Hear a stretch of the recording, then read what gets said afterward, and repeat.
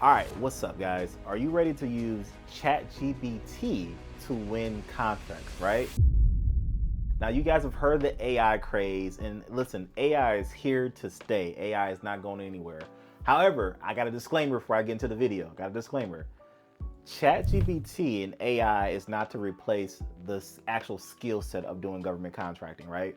You know, I'm sure my coaches are watching and like, Wesley, no, Wesley, don't go down the AI rabbit hole. Listen, I do use AI. I've won contracts using AI. It is something I do incorporate. But remember, we use it as an add-on, if you will, right? We use it as a tool, as it should be, as a hammer, as a hammer to help put the nail in. But you still gotta, put some force behind the hammer, right? It's a tool. So what I'm gonna do in this video, guys, I'm actually gonna show you a proposal I just submitted. And by the way, I know you guys are like, Wesley, we gotta know how to do this. It took me 45 minutes to submit this proposal. 45 minutes from start to finish, everything I needed, 45 minutes using AI. Now, you got to remember though, AI is a tool, it's an estimate. However, AI is very accurate in its pricing, very, very accurate. So listen, we're gonna hop into my computer. I'm gonna show you guys the exact prompts that I wrote. I'm gonna show you guys exactly what I put into the windows, all those deals. So that way you guys can rinse and repeat and do the same process and hopefully win your first contract. And now, by the way, this strategy, if I do win this contract, we're talking about $20,000 profit if I win this contract. So let's hop into the computer. So as you can see here, it says, here is the info. Okay, what am I doing? Okay, so I started with this. I said, would you like this format? Oh, wait a second. Here's the info for a new, okay, here's, so I do a lot of different contracts, guys. So here's where it started out. It says, here's the info on a new proposal that I'm working on. I would like you to find some subcontractors in the area and give me estimated costs. Now, I'm gonna stop there for a second, guys, because some of y'all use ChatGPT the wrong way. Some of y'all might just be prompting like, hey, ChatGPT, write me a proposal for this contract, period. Like, and you're like, Wesley, it didn't work. It didn't spit out my proposal. It doesn't work that way. You gotta learn different prompts. You gotta feed it. You gotta give it information. You gotta go through the process, okay? But as you guys can see on my screen, I did attach the documents. The beautiful thing about ChatGPT, now I do have the paid version, so I don't know the free version, paid version, I don't know the difference, but I do have the paid version. I attached the documents and then I asked the question. So ChatGPT went on to say, okay, to assist you in sourcing subcontractors for the Iowa National Guard requirement for 4 mobile rock climbing walls, it went on to say, here are some subs that could do it. Now notice these subs are not nearby. One sub's in Utah, they got an estimated cost of 15 to 30, one's in Oregon, one's in Florida, and then we got another one that's not, the location's not here, and we got one in Kentucky. And then it says your next steps, no, notice this is ChatGPT. ChatGPT says your next steps is to contact the manufacturers, find about the warranty, Okay, cool. Notice y'all, I'm not done yet. This process continues now. Okay, now I got some general information. Mind you guys, when I submitted this proposal, I was sitting through a conference in a meeting, listening to something, and I was just like, you know what? I'm bored. I want to submit a proposal. And that's how I did this while I'm listening to someone. So the next question I said, there's line items for the below. What does this mean? So, okay, this goes to the point of like, I didn't know what it was.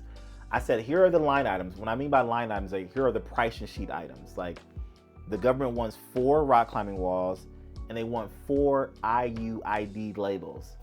I don't know what an IUID label is. I was like, what the heck is that? So I just said, here's the CLIN lines. What does this mean? So then the ChatGPT goes on to say, okay, a UID is a label, It gives me the key points on what the label needs to be done. It tells me the format of the label.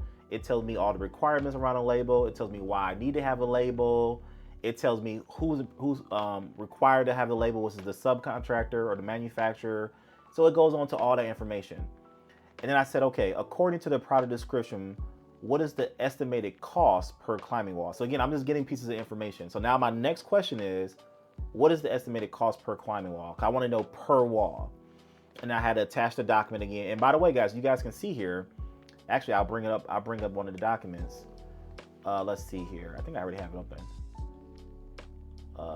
Let's see here. Product description. The government has the description of everything you want. They got the height 24 to 26 feet. It's got to be able to maintain, be able to stand 25 miles per hour winds. It's got all this stuff here. All I did was copy this into ChatGPT. I mean, like attach the document to ChatGPT when I asked the question. So I said, here, ChatGPT, here's the file. It said, it looks like there was a issue retrieving the document after the reset, however, based on your demobile detail. Okay, here we go.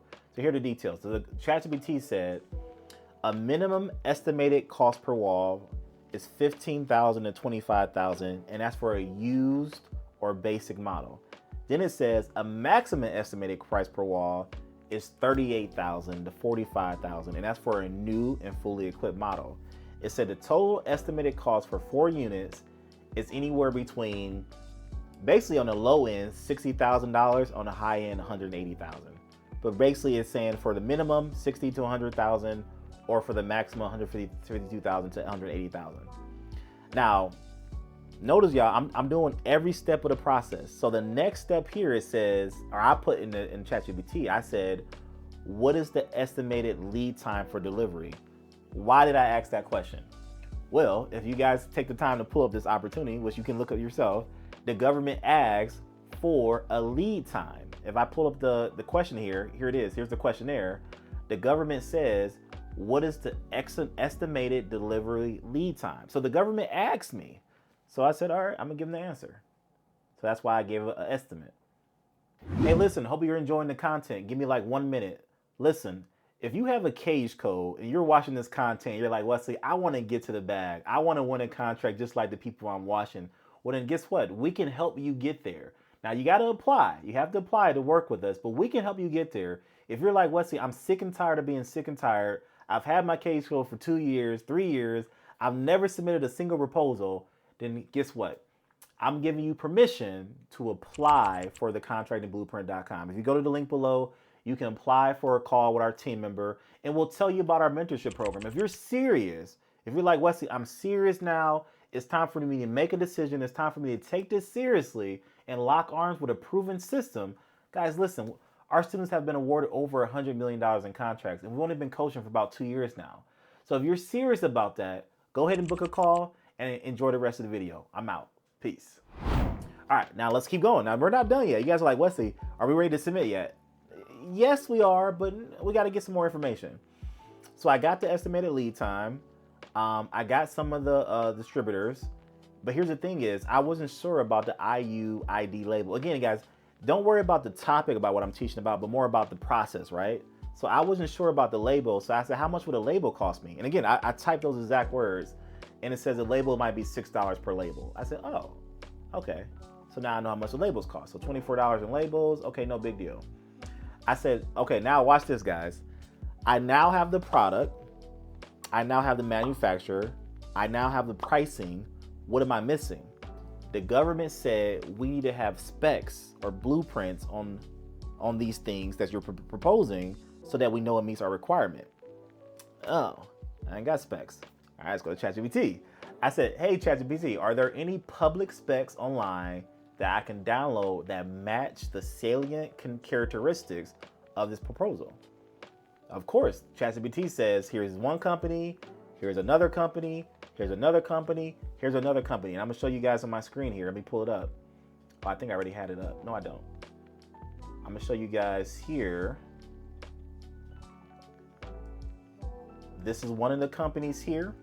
This is their spec sheet about the rock climbing wall that they present. And this is another company here about the rock climbing wall they can present. So now I have specs. I have exactly what the government's asking me for when it comes to the type of wall they want. I literally found them through ChatGPT. Now again, I haven't had the conversation with the manufacturer yet, right? I haven't really ironed things out yet, but I will do that, at a later time. So now I have the specs. Okay, cool. So I got the specs, I got the label pricing, I got the pricing of the actual rock climbing walls. Okay, boom, boom, boom. And I think this goes on to another. Okay, now that ends. That's it. That ends that. So let me go back to the pricing sheet. So over here, back to how to submit a proposal, the government made it very simple, guys. The government said, put your company name on this line, tell us who you are, put your phone number here, put your email here, put your cage code here, put your UEI here, put your tax ID here. It's one by one, just fill out the block. At the bottom, it says mobile rock climbing wall, and it says IU ID label. Now, I'm sure what everyone's thinking right now is, Wes, how much did you price the rock climbing walls, right? Everyone's thinking that. On the high end, how much were they? I think they were $45,000. On the high end, that means brand spanking new, they're $45,000 on the high end. The government wants 4 of them. What I did was I decided to put $5K on top of each one.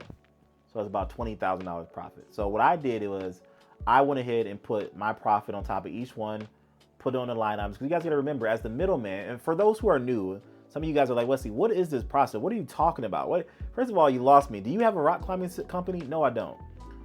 Listen, we are providing a service to the government. I'm going to secure these bad boys. I'm going to make sure they're shipped. I'm going to make sure they're labeled. I'm going to make sure they're delivered. I'm going to make sure the warranties are good. My company is providing a service. And because I'm providing a service, I'm not just throwing money on top willy-nilly. I got to cover my expenditures, which is me and my time. So because of that, I'm saying, $5,000 per unit is probably going to be a good price for me. So for me personally, that's $20,000 profit. So I went ahead and put $20,000 profit on top. I went ahead and charged the price for the labels. I filled out the sheet. I sent everything that the government needed to them. And that's it. We're done. It took me 45 minutes to do. So if you guys are following again, that is an example of using AI. And honestly, that was with a product, but it works the same way with a service. The same thing will happen with a service. The AI will give you subs in the area. It'll give you estimates. It'll give you phone numbers. It'll give you emails. It'll give you everything you need. So don't worry about, okay, Wesley, that's a product. What about a service? It'll do the same thing for a service. So that's how you do it with AI. Now again, the reason our students are having a lot of success in government contracting is because we don't stop there, right? You don't just do AI. Don't just like, oh, I'm just gonna do AI every single day. I'm gonna be a winner, be a millionaire next week. Like, no. There's more steps to it. There's communication, there's rapport building, there's other things you have to do. So keep that in mind. When it comes to our program, we help you all the other stuff. We help you go full circle. AI is just like one part of the wheel, but we go full circle in our program. So don't just stop at AI, but I wanna give you guys a kind of behind the scenes on how I'm bidding, how I'm using AI. So I hope this is helpful. If this is helpful, do me a favor, guys. Give me a like, a thumbs up, subscribe to the channel, and we'll see you guys in the next video. Peace. This is the best decision that I've made in a long time for myself. There's so much information that's being shared with us right now. Just yesterday, I had a major aha moment. I know today I expect another aha moment too. Just absorb like a sponge. That's all I can tell you, man. Just absorb like a sponge, because guess what? We all will be next. Guaranteed. We all will be next. Aha moments, he's dropping golden nuggets. He's doing it again today. But what I liked the most was, I spent time putting together a list of opportunities I was looking at, and we looked at them, and we selected one, and we just kind of talked about it. Did he help me really narrow in and focus on what I need to be looking at? And to me, that's just like, I've already got my money's worth today. I can just stop. Just full disclosure, I had pushed and went all the way through everything: registration, website, NAICS codes, set aside, all of that stuff set up, cage code, all of that's been done. Myself, I was at a point to where I didn't know what the next steps were. I asked a couple of questions yesterday, got clarification, and that was great. I didn't ask any questions today. I've been listening, because it's hard to articulate, but it's almost like you don't know what you don't know. But to listen to the other students and Dr. West and the response and all of that triggered things for me. I'm like, oh, and I would write something down, or I'd take a note. It's great to come with specific questions, but just to sit and listen to that detail and listen to what some other people are experiencing and some of their questions and challenges, and you can be like, oh yeah, I hadn't thought of that. Yeah, this is a great session. Very happy that I did this.